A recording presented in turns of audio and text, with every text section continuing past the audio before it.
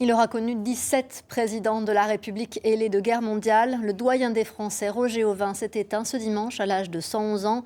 À Limalonge, dans les Deux-Sèvres où il vivait, une figure locale disparaît. Christina Chiron, Christophe Guinaud.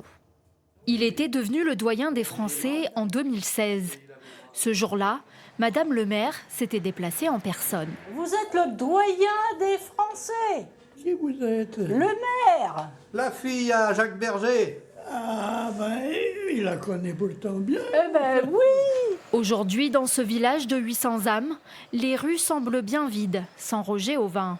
Monsieur Auvin habitait à cette maison. On était content de le voir sur le pas de sa porte en plus, assis dans son fauteuil, à plus de 110 ans, assis dans son fauteuil, quelqu'un le promenait dans les rues. C'était exceptionnel.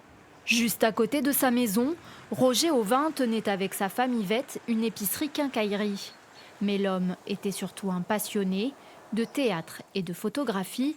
Dans ce bar-tabac, les souvenirs reviennent. C'était quelqu'un de charmant, qui est toujours à l'écoute, toujours... Moi, je sais quand je suis arrivé, il me donnait énormément de photos à développer en noir et blanc.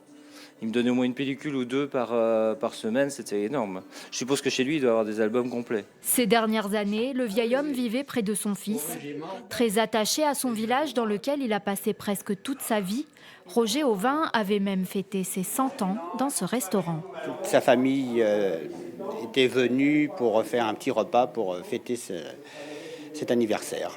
Et donc ils avaient fait ça ici. On était fiers d'avoir le doyen des Français sur notre petit village. Roger Auvin avait soufflé ses 111 bougies en mars dernier. Ses obsèques se dérouleront ce mercredi à 15h à l'église de Limalonge.